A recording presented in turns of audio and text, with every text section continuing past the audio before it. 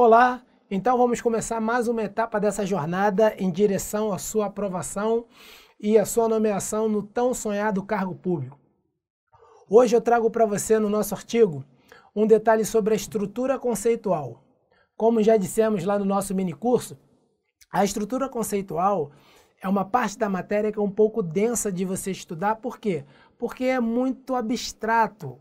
As normas que o CPC trouxe, o comitê, no caso, a partir da emissão dos seus pronunciamentos, se tornaram normas abstratas, bem mais abstratas do que, por exemplo, uma resolução 750, que tratava dos princípios contábeis.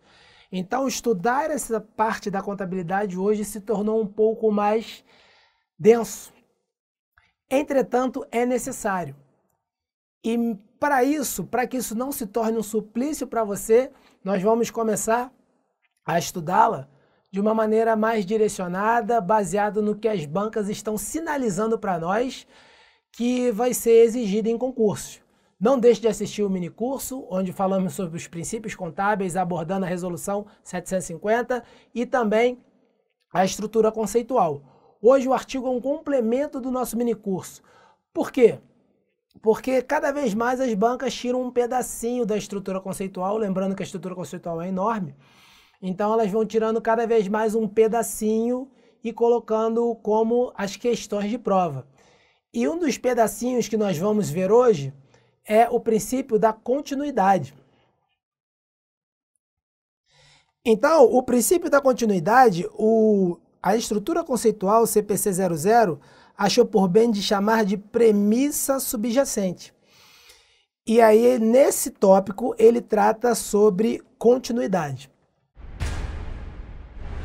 Ora, quando nós estudamos a resolução 750 lá no nosso minicurso, nós vimos que ela foi revogada. Entretanto, continua sendo cobrado pelas bancas. Por quê? Porque os princípios se permearam ao longo da estrutura conceitual. Tudo bem que não temos mais aquela lista como nós tínhamos na resolução 750. Eles estão permeados por toda a estrutura conceitual. Mas eles ainda estão vivos, ainda estão regendo as relações e transações contábeis. Então, eles não podem deixar de ser estudados. A resolução 750 é uma forma de nós apresentarmos esses princípios de maneira mais estruturada e organizada para o aluno entender. Porque na estrutura conceitual, esses princípios ficaram tão permeados que é difícil o aluno identificar e se organizar no estudo. E a prova de que esses princípios estão permeados ao longo da estrutura conceitual e não simplesmente revogados é o que a banca chamou de premissa subjacente. Então, o comitê chamou de premissa subjacente. A premissa subjacente nada mais é que o antigo princípio da continuidade da resolução 750. E por que ela chamou de premissa subjacente? Porque subjacente tem a ideia de implícito. Ou seja, mesmo que esse princípio não esteja expresso num rol como havia no passado, ele ainda continua a reger as transações contábeis de maneira implícita. E assim vai acontecer com vários outros princípios. Especificamente, a norma tratou de evidenciar esse princípio da continuidade de uma maneira mais expressa. E nesse caso, ela chamou de uma premissa subjacente. E vamos ver aqui um pedaço da norma. Então, a premissa subjacente diz respeito ao princípio da continuidade, que continua tendo o mesmo significado, que é o quê? A entidade estará em atividade e irá manter-se em operação. Você não pode, como explicamos quando falamos da resolução 750, ter uma entidade que simplesmente de uma hora para outra vai desaparecer. E se você quiser também entender esses conceitos de entidade, sociedade, empresa, nós falamos um pouquinho disso também um pouco mais para trás. E você tem que ter essa ideia, que seja uma empresa, uma sociedade empresária, não empresária, seja o que for, uma pessoa jurídica, ela não pode ser constituída de maneira a acabar de uma hora para outra. Não, o princípio da continuidade rege que ela vai se constituir e vai se perpetuar no tempo. E ele continua latente. Foi importado para a estrutura conceitual nova que nós temos.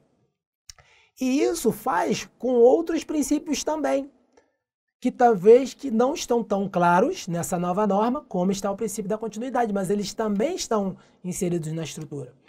E as bancas identificaram essa evidenciação do princípio da continuidade, principalmente com esse nome de premissa subjacente. Esse nome bonito, né? E as bancas adoram lidar com esses sinônimos, com essas expressões mais peculiares que confundem aquele aluno mal preparado. A banca adora fazer esse tipo de coisa. E com razão, porque é uma forma de você ter um gabarito, selecionar alunos que estão preparados com um gabarito simples, que não requer muita interpretação, que não requer muito questionamento.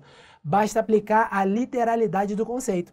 Então as bancas estão explorando essa questão da premissa do subjacente, que nada mais é que o sinônimo do antigo princípio da continuidade, que em momento nenhum mudou o seu significado, ok?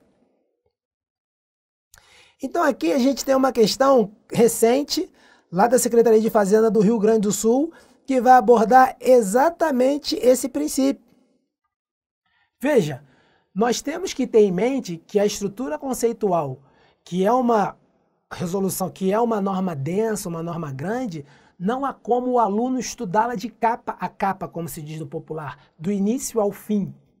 Ele precisa priorizar as partes da norma que serão estudadas.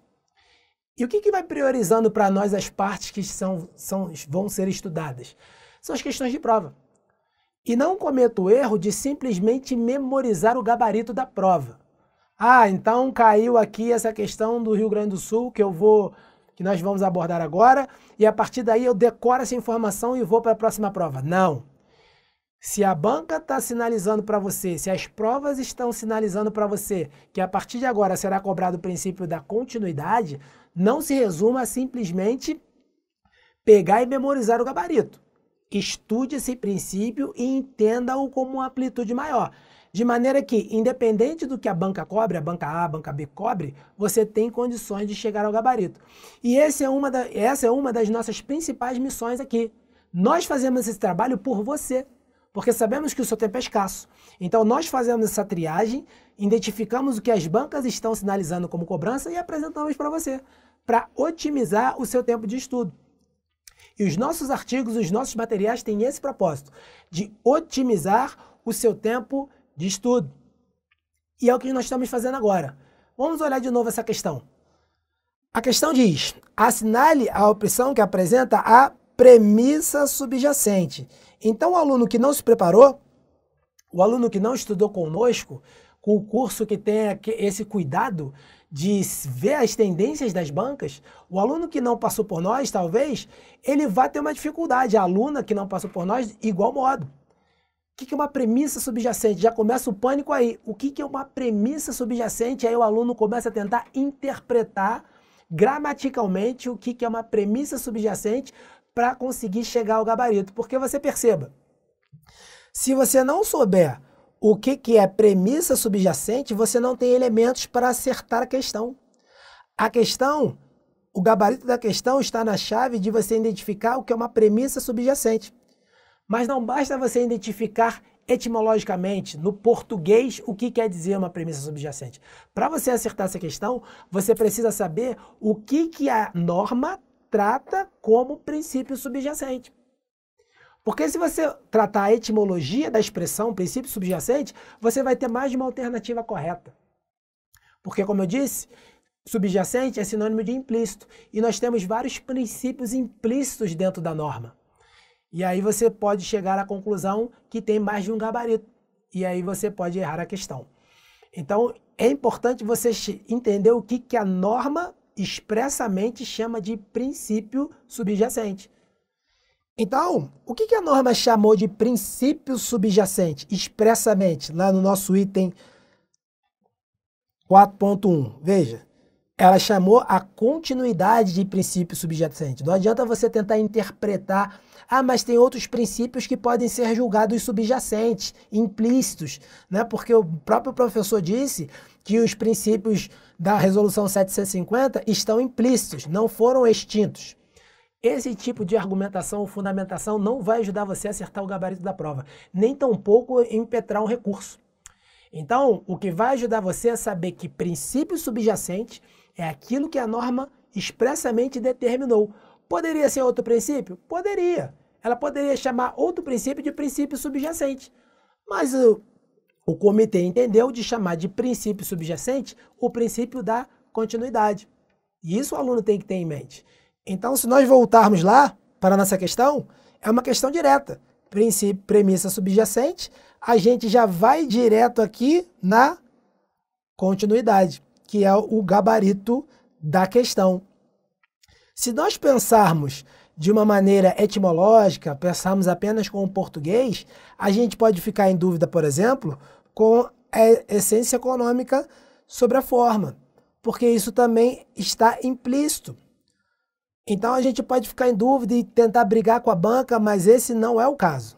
Nós sabemos que premissa subjacente, quando a banca se refere a isso, ela está falando diretamente do princípio da continuidade, que é o gabarito da nossa questão. Temos outra questão aqui que segue a mesma lógica. Então veja, segundo a estrutura básica, e aí atenção, porque cada banca vai dar um nome. Isso é importante também o aluno ter em mente. Tem bancas que vão usar um nome mais técnico, estrutura conceitual do relatório contábil e financeiro. Outras, estrutura conceitual básica. Outras, CPC 00. Então o aluno tem que ter essa flexibilidade de raciocínio para saber que um nome não pode influenciar no gabarito. Nomes são nomes. No caso dessa banca aqui, ela chamou de estrutura básica. Veja que eu estou chamando de estrutura conceitual, mas é a mesma norma. E de novo ele fala da premissa subjacente. Falou de premissa subjacente, o aluno não tem que interpretar ou pensar. Ela ainda te dá algumas dicas do que seria e tal, mas não importa. O que importa é o aluno identificar direto o termo premissa subjacente. Então, se ele falou da premissa subjacente, trata-se de qual premissa? Trata-se do que nós chamamos da continuidade. E o aluno diretamente chega ao gabarito da questão. Ok? Essa é a nossa contribuição para você no dia de hoje. Que você possa ser bem-sucedido na sua trajetória e não deixe de nos acompanhar, que cada vez mais nós vamos colocar um tijolinho nessa sua estrada para que você chegue ao sucesso. Um forte abraço. No caso dessa banca aqui, ela chamou de estrutura básica. Veja que eu estou chamando de estrutura conceitual, mas é a mesma norma. E de novo ele fala